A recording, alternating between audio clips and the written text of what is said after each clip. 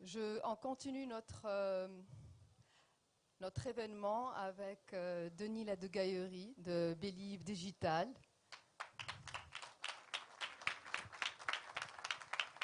Je te passe la parole.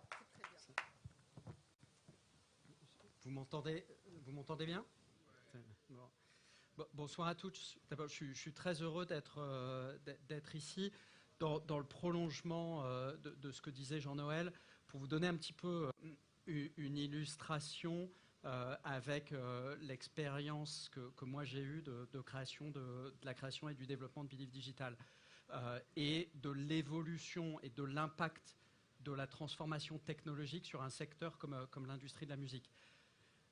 Believe Digital, c'est une société qui est un intermédiaire entre les créateurs et les distributeurs de musique. Dans la chaîne de valeur de la musique, vous avez 3 maillons essentiels: les créateurs, les artistes qui passent en studio, qui enregistrent de la musique à un bout de la chaîne. À l'autre bout de la chaîne, vous avez les services qui vendent de la musique, des acteurs comme Spotify, Apple, Deezer, YouTube. Et au milieu, vous avez des intermédiaires qui représentent les artistes pour distribuer leur musique, pour en faire le marketing et la promotion auprès de ces services. Et c'est ce qu'est Believe Digital. Believe Digital, c'est une société que j'ai créée en 2005, en sortant quelques années après être sorti de plusieurs années d'expérience chez Vivendi. Deux choses. Entre 2000 et 2001, c'était il y a à peine une quinzaine d'années, la première ligne qu'on mettait pour évaluer toutes les opportunités de business dans l'Internet, c'était le taux de pénétration de l'accès Internet bas débit. Et à l'époque, il y avait 15% de la population française qui avait accès à Internet bas débit. Quand j'ai créé la société en 2005, la seule chose qu'on distribuait sur téléphone mobile, c'était des sonneries monophoniques, parce que dans le centre de Paris, on était en couverture 2G et l'iPhone n'existait pas encore. Donc on a des développements technologiques qui ont été très rapides, et ce qui a conditionné l'évolution du secteur, ça a été d'abord les tuyaux et les terminaux. Et vous voyez, on voit une explosion du marché de la musique depuis 2008, grâce à l'invention de l'iPhone et la diffusion de l'iPhone et les accès réseau 3G, 4G. Dans un métier comme le nôtre, la transformation digitale, pour une société comme la nôtre, elle est 100%... En fait, la transformation digitale est absolument pas un sujet, puisque on est digital de bout en bout. Tout notre processus commercial est géré par des logiciels de l'identification, du marketing en ligne. On ne signe plus un contrat papier. Tous les contrats sont numérisés quand on approche un artiste, vont directement dans notre système. Les artistes ont accès à des interfaces. Ils ne nous envoient pas du tout de CD. Ils utilisent les systèmes qu'on a conçus pour numériser leur musique, nous l'envoyer. On la numérise, on l'envoie chez Spotify, Apple Music. Une fois par jour, on reçoit de la part d'Apple Music, toutes les 15 minutes, on va chercher sur les serveurs de Spotify, de Deezer et des autres services, toute la donnée d'exploitation pour savoir quel artiste a été écouté, dans quel pays, pendant combien de temps. Est-ce que sur un titre de 3 minutes 20, est-ce que l'écoute a duré 3 minutes 20 ou est-ce qu'elle a duré 3 minutes 10?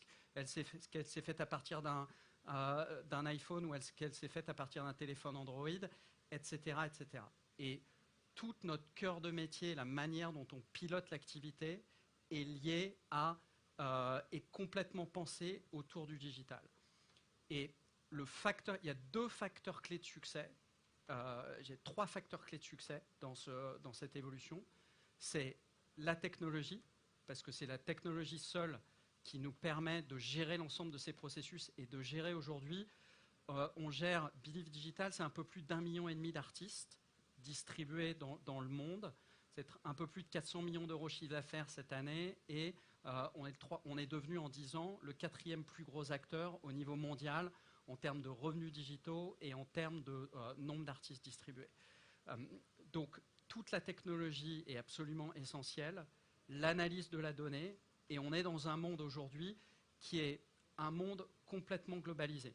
Et je vais vous expliquer, et c'est extrêmement important sur les secteurs et sur un secteur de la musique, de comprendre l'évolution des facteurs clés de succès. Dans un monde de CD, le facteur clé de succès pour développer un artiste, le facteur clé de succès, c'est quoi? La vente de CD, c'est essentiellement un métier immobilier. C'est le distributeur physique, la Fnac, Virgin, les différents distributeurs Tower Records aux États-Unis, trouver des emplacements dans lesquels, dans les centres-villes, les gens vont venir, vont acheter des CD, on va les y faire venir, et c'est comme ça qu'on va vendre des CD. Sur le digital, le facteur clé de succès, c'est quoi? C'est le développement du logiciel. Et ça s'est traduit comment? Par une globalisation complète du secteur. Puisque vous avez des acteurs comme Apple Music, des acteurs comme nous, dont la technologie permet de distribuer, on construit des technologies une fois, et ensuite on distribue avec ces technologies le CD, la musique d'un artiste tunisien, comme on distribue celle d'un artiste français, allemand, brésilien, partout dans le monde. Donc on a un métier qui s'est complètement globalisé avec un contenu culturel qui est très particulier, qui est la musique, qui voyage extrêmement fortement, beaucoup plus fortement que d'autres contenus culturels.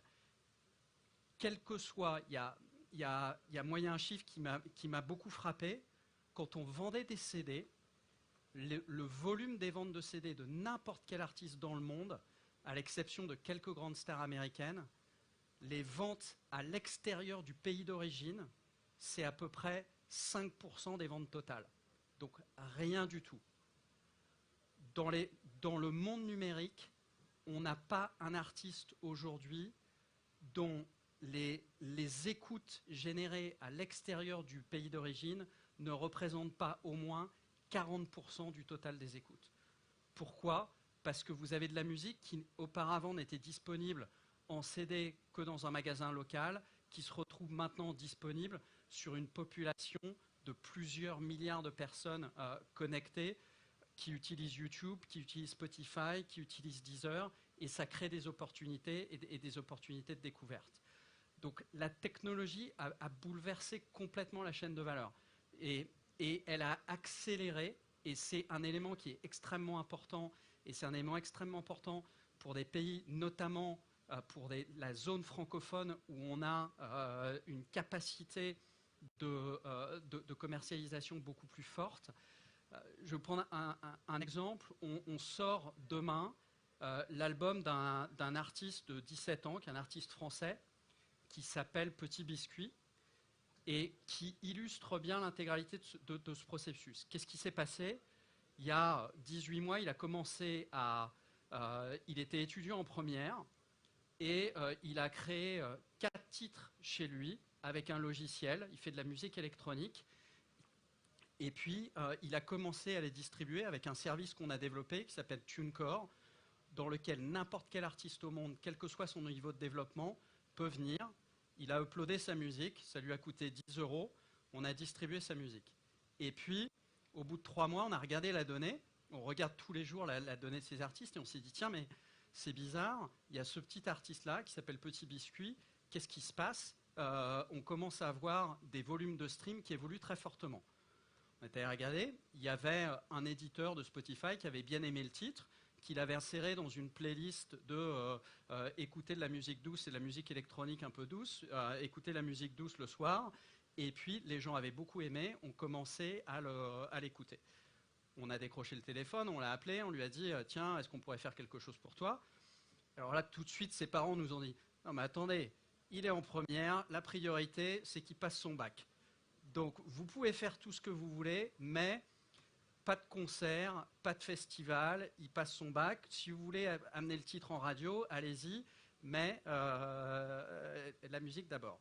Enfin, l'école d'abord. Donc on les a écoutés, on est allé voir la radio, on a commencé à rentrer le titre en France, en Allemagne, dans des radios. On a appelé Spotify, on leur a dit, regardez, ça marche très bien là où vous l'avez testé, développons-le sur d'autres pays. Un an après, il était dans le top 50, son titre était dans le top 50 des titres les plus écoutés dans le monde. Il va avoir 18 ans dans un mois. Je ne sais pas s'il va avoir accès à son compte bancaire. Sur les 18 mois qui se sont écoulés, on lui a fait un chèque de royalty de plus d'1,5 million d'euros. Et l'album n'est pas encore sorti, il sort la semaine prochaine. Donc, et c'est l'exemple typique de ce qu'on voit dans le Nouveau Monde. La technologie lui a permis quoi? La technologie lui a permis de produire tout seul dans sa chambre, ce qui n'était pas possible il y a 10 ans ou il y a 15 ans. La technologie nous a permis à nous de mettre sa musique disponible partout où il y avait des consommateurs susceptibles d'écouter sa musique dans le monde. Et tout le retour de données qu'on a eu sur l'écoute de sa musique, les gens qui écoutaient, la qualité de réponse pays par pays, nous a permis de construire ce qui est le cœur de notre métier, l'investissement marketing et promotion, là où on savait qu'il y avait des gens qui réagiraient le plus fortement à l'écoute. Aujourd'hui, et pour rebondir sur ce que disait Jean-Noël, on est dans une phase dans laquelle la transition numérique a commencé dans les années 2000 sur la musique, et elle est passée par beaucoup de phases. Elle est passée par une phase très forte de destruction de valeur. Les gens achetaient du CD, ils se sont mis à pirater. Pourquoi ils se sont mis à pirater? Parce qu'il n'y avait pas de réseau, où ils étaient de qualité assez faible, il n'y avait pas d'iPhone, donc je pouvais avoir que de la musique très fortement encodée en basse qualité, que je mettais 5 minutes à télécharger, aucune envie de payer, je pirate. On est passé par le piratage, destruction de valeur. L'industrie de la musique a perdu 60% de sa valeur en l'espace de 8 ans. Puis, qu'est-ce qui s'est passé? Première reconstruction de valeur, Apple a dit, je vais essayer de relancer quelque chose qui s'appelle iTunes, je vais vendre des titres à 99 centimes d'euros. Au moins, il n'y aura pas de fichiers avec des virus. J'apporterai un peu de qualité. Je vais faire payer un peu, mais j'apporterai un peu de qualité de service. Première adoption. Deuxième adoption, 2008, l'iPhone arrive. On commence à avoir des réseaux 3G, 4G, un certain nombre de services qui se disent maintenant, non seulement je peux faire télécharger des titres, mais j'ai assez de bandes passantes pour être capable de faire écouter des titres en streaming. Donc, je vais lancer une offre dans laquelle je n'aurai pas payé pour de la musique. Elle sera accessible gratuitement partout. Phase d'adoption très forte. Et on arrive depuis 2 ans dans une phase dans laquelle reconstruction de valeur massive très rapide, parce que ce qu'on avait eu essentiellement, dans ce qui a été pour l'industrie, ce qui a été intéressant, c'est que dans toute la phase, les usages sont restés absolument massifs. Le piratage a été massif, le streaming gratuit a été massif. Et depuis 2 ans, on arrive dans une phase dans laquelle n'importe qui, sur des services comme Deezer, Spotify, est capable d'avoir accès à l'intégralité du catalogue des artistes tunisiens qui a été numérisé, des artistes indiens, des artistes dans tous les pays du monde. En arrivant à l'avion tout à l'heure, on distribue un certain nombre d'artistes tunisiens. J'ai tapé les noms dans mon moteur de recherche. Je suis allé écouter, chose que je n'aurais pas pu faire sur les offres précédentes. Et ça a déclenché une volonté à payer de la part du consommateur et une accélération de la création de richesse. En décembre 2015, il y a 2 ans, il y avait 30 millions de personnes dans le monde qui payaient 9,99 € par mois pour avoir accès à un service comme Spotify, Apple Music ou Deezer. Décembre 2015, il y a un peu moins de 3 ans. Décembre 2016, vous aviez plus de 80 millions de clients qui avaient fait la démarche, 50 millions de personnes en plus dans le monde qui, en 1 an, ont souscrit à ce type de service. Les chiffres vont sortir en décembre 2017. On pense que le nombre de gens qui vont être abonnés à des services payants va être compris entre 130 et 140 millions de personnes dans le monde. Et les estimations, c'est qu'on sera à plus de 300 millions de personnes dans les 36 mois qui viennent. Pour vous donner une idée, ce que ça tire pour une boîte comme nous, c'est quasiment 50% de croissance organique par an qui est tiré simplement au-delà de ce qu'on fait, par l'adoption du marché. Donc, et dans ces industries, le message clé, c'est de dire, on est sur des marchés qui sont encore très très naissants. Ça crée des opportunités extrêmement fortes et il faut être extrêmement attentif aux signaux et au développement des marchés. Dans la technologie, des boîtes comme Believe, c'est une boîte qui est devenue leader sur le marché, qui a 12 ans d'âge. Des boîtes comme Deezer, des boîtes comme Spotify, ce sont des boîtes qui n'existaient pas il y a 10 ans, qui font toutes aujourd'hui entre 400 et 2 milliards de chiffre d'affaires pour les plus grosses d'entre elles. Donc il y a des vraies opportunités dans le secteur culturel. On voit ce que je disais cet après-midi. Ce qu'on voit, c'est que à partir du moment où vous avez de la valeur qui se reconstitue dans le secteur, et là, la valeur qui se reconstitue sur les contenus, il y a une appétence sur des contenus dans des pays comme la Tunisie, qui sont des pays avec des démographies très jeunes. Il y a d'abord une appétence très forte pour le contenu, une formation au digital, une adoption du digital qui est beaucoup plus rapide que dans des pays avec des démographies plus âgées. Et donc, quand le marché va commencer à se structurer, et ce qu'on voit, on voit les premiers signes et il est en train de le faire, vous allez avoir une accélération très rapide et l'adoption va prendre, ce qu'on voit dans tous les pays, ça prend à peu près 5 ans pour arriver à une adoption de masse. Et ça va créer des opportunités massives, à la fois pour le contenu culturel, pour des offres de technologie locale et la construction du contenu culturel local. Donc, ce dont on est convaincu aujourd'hui, c'est que les 5 prochaines années vont être la reconstitution. Il va falloir 5 ans pour amener l'industrie de la musique au niveau où elle était à son haut il y a une dizaine d'années et pour la construire au-delà. Donc, c'est un secteur aujourd'hui qui est extrêmement dynamique et sur lequel il n'y a aucune raison que ce qu'on est capable de faire avec un petit biscuit, petit biscuit, c'est un exemple français.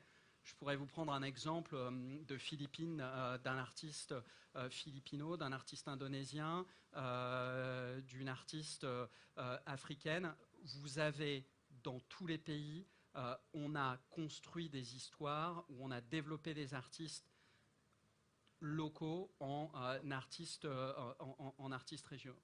Donc, il y a une opportunité très forte. Le monde francophone ouvre des portes plus importantes, ouvre des portes assez importantes. Donc, je vous encourage à regarder ce secteur de très très près et de regarder les opportunités qu'il peut offrir. Voilà, je vous remercie.